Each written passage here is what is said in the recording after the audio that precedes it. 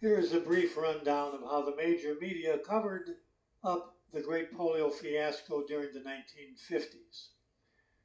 I'm going to give you some quotes from various magazines that covered that story in its entirety. With my first two audio CDs, you will easily determine the truth and see through the lies and the cover-ups. So let's begin on Time magazine, April 11th, 1955. It says the newspapers last week broke out in banner lines, such as the New York Telegram, and I quote, "Salk shots prevented polio in every U.S. child tested."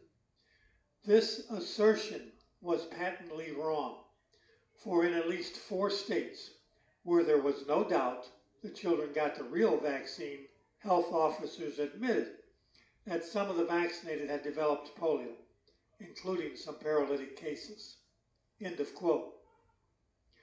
And this was a day before the announcement that Salk vaccine was safe, effective, and potent. Now I have in front of me a newspaper dated April 12th, 1955. This is from Massachusetts. It's the Pittsburgh Sentinel. I quote Dr. Francis's official report that declared the vaccine had produced an extremely successful effect.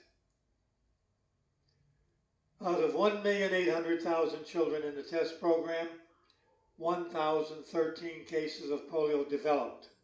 In areas where the vaccine and dummy shots were used interchangeably, 428 kids came down with polio. In observed control areas where only second graders were inoculated, 585 children developed polio.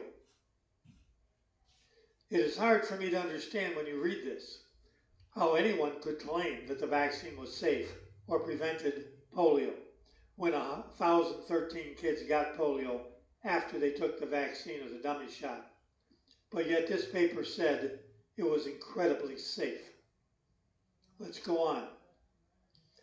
Time magazine, May 9, 1955. Larry Vickers, 6 years old, of San Diego, California, came down with polio 5 days after vaccination. A 13-month-old boy from Idaho came down with polio. Susan Pierce came down with polio 3 days after vaccination. 2 days later, she was dead. Moscow, Idaho, another 7-year-old girl died. A rash of cases were reported from Napa, California to Chicago. The excuse given is the same excuse they used when Jenner injected his pus into people and they got sick or died. The quote is, "Why, there were 2 possibilities. They might have had the virus already inside of them, or it was a bad batch of vaccine." May 16, 1955, Time magazine. 52 cases of polio among the vaccinated children. Are you ready for this? The Surgeon General, Leonard Sheeley of the United States Public Health Service, says there's no cause for alarm. President Eisenhower gave the vaccine top billing at his press conference. The paper said everyone, including the ones who got sick or died, might have latent polio germs in their system. Time magazine, May 23, 1955. Surgeon General Sheeley reported 67 cases of vaccinated kids getting polio, 55 from the Cutter Company, 10 from Eli Lilly, and 2 from Wyeth. So they banned the Cutter vaccine, but not the others. That's not important. We don't need to know that, right? Surgeon General Sheeley reaffirmed his faith in the vaccine. Time magazine, May 30th, 1955. Most doctors advised parents to get their kids the shots. And then it turns around and says, doctors resented the lack of scientific information on Salk's vaccine in the medical publications. Amazing. Now says polio cases up to 78, with 5 children dead. Says the Cutter case is 59, Eli Lilly is up to 14, and Wyeth is 5. The Surgeon General, while in the meeting with closed doors with a virologist trying to figure out what to do, still advises giving shots. The article says the blame was also put on the National Foundation. Years of publicity had built up the danger of polio, all out of proportion to its actual incidence. Time magazine, June 6, 55. Dr. William Seabrook Jr., Director of the Public Health Service's National Institute of Health, testifying before a House committee, in effect answered the question that for a month had haunted parents. Was the Salk vaccine safe? His answer? No. The article talked about changing the testing procedures and getting back to business. With a change in testing, Surgeon General Sheeley called it making a safe vaccine safer, and polio cases were now up to 113 amongst the vaccinated. Time magazine, June 13, 55. The article blames the fiasco on the Cutter Company. The experts blame live virus slipping through the killing process. Dr. Louis Gebhardt, a virologist, flatly stated he found live virus in the Cutter vaccine. What nobody knew is not only was Gebhardt lying, as you now know about the live virus, but he was Salk's buddy. He worked in the virus typing program with Salk for 3 years. Nothing like protecting your own, right? President Eisenhower picked, of all people, Nelson Rockefeller to investigate the vaccine situation. Yes, I know what you're thinking, and you're right. You'll like this one. On the question when shots should be given, they said vaccine given in August may give life-saving protection against polio in September, but any injection at that time may provoke a paralytic reaction from virus already smoldering in the system, which might otherwise have done no harm. How the hell do you see a smoldering virus? Time magazine, June 20, 55. It was a change in the testing of the vaccine and the vaccine being changed itself. They said that viruses came alive. Salk said, well, they didn't make my vaccine right. Time magazine, 4, July 1955. After a closed meeting of 26 polio and public health experts, last week they publicly agreed with the National Foundation that inoculations of Salk vaccine should continue. Really. The probable benefits, the committee reasoned, outweighed the possible risk. Yeah, we've heard that a few times, haven't we?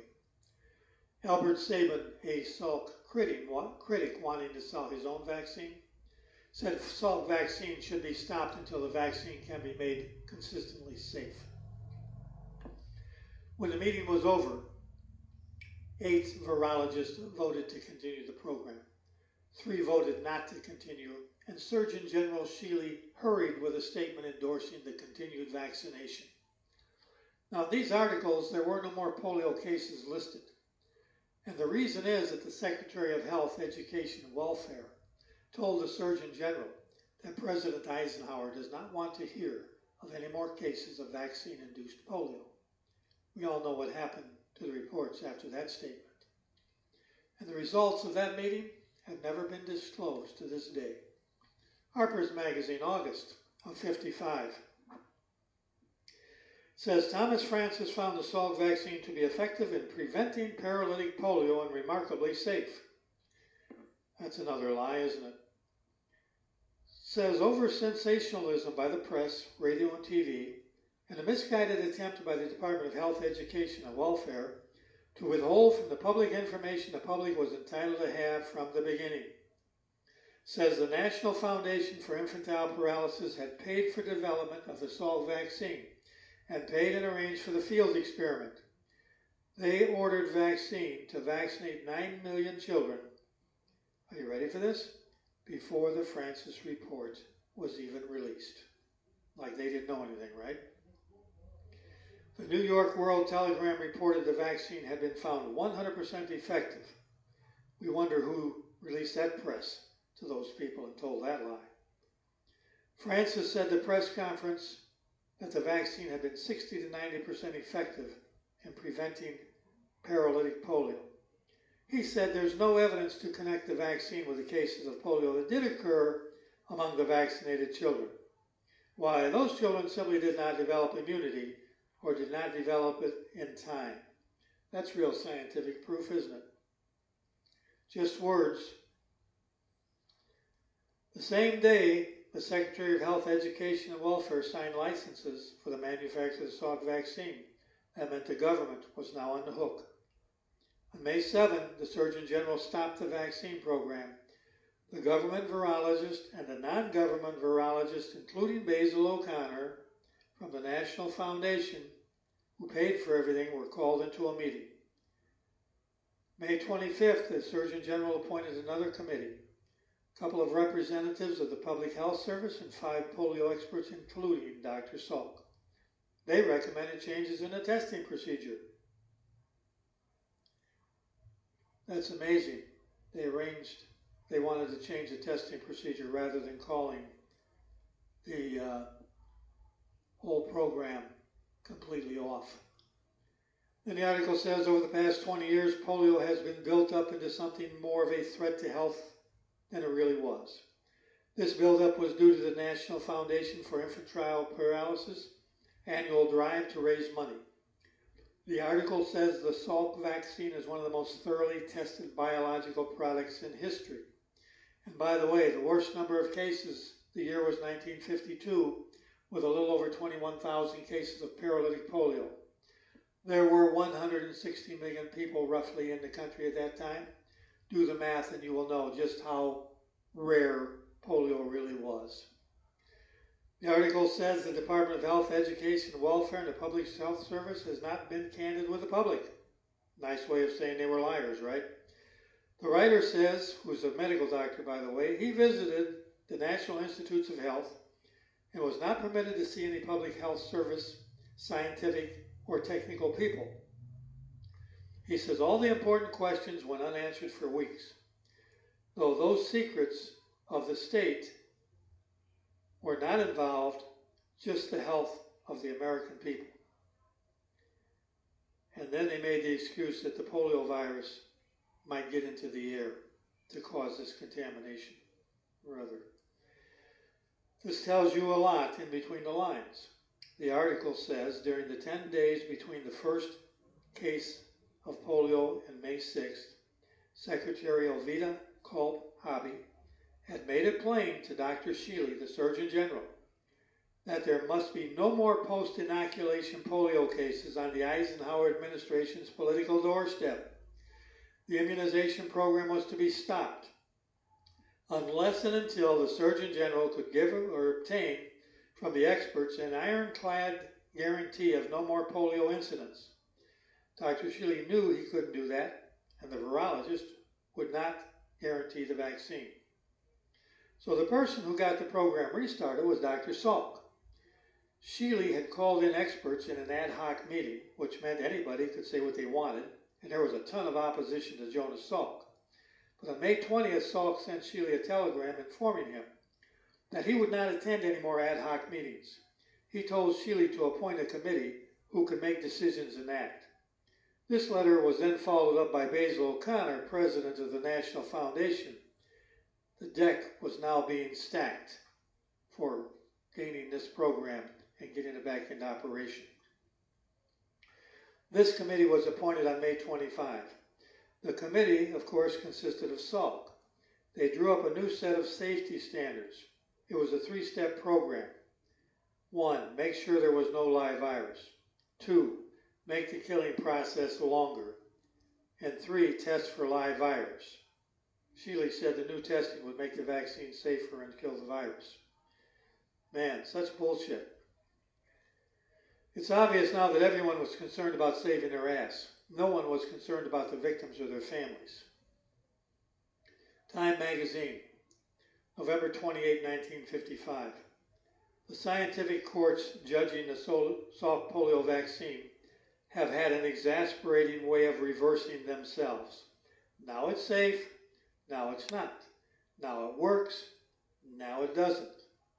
Dr. Sheeley says there were striking differences in the degree of clarity of the different fluids from which the various manufacturers have prepared vaccine. After the viruses grown in a broth of monkey kidney tissue and left standing, a sediment may appear at the bottom of the flask. The sediment is like lumps in porridge. When formaldehyde is added to kill the virus, it cannot reach the particles in the middle of the lumps, thus leaving them dangerously infected. Oh boy, these guys never stop with the BS. Says that the polio meetings vaccine is good but imperfect. The backers of the vaccine seem to be determined to keep the public from learning much about those imperfections. And the public had paid $3.5 million for this test. They were entitled to know the truth, weren't they? This is how they covered up the Great Salk Vaccine Massacre of 1955, where it was admitted over 200 kids were paralyzed and 10 more died from the Salk vaccine. We don't know, of course, how many were never reported because of President Eisenhower's orders to his Secretary of Health, Education, and Welfare. But it is obvious now that these people lied and they covered up the real story of what happened. This vaccine should have been stopped in its tracks. Think about it. The government licensed the vaccine. They were not going to admit they made a mistake. They'd be open to a lot of lawsuits. Basil O'Connor of the National Foundation had raised millions of dollars in his polio campaigns, was certainly not going to admit that he was wrong or made a mistake. His reputation was at stake. And Thomas Rivers, who promoted the lie that a virus was living and a cause of human disease from old Martinez Bezier neck, in order to make money on vaccines, was certainly not going to admit anything.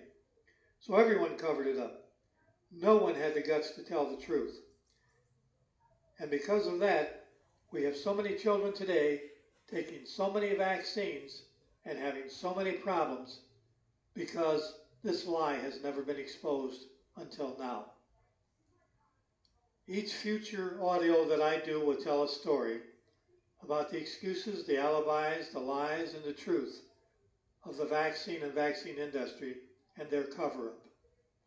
I want to thank you for listening once again. Please share this with everyone you can. And again, you can contact me at jimokelly@yahoo.com.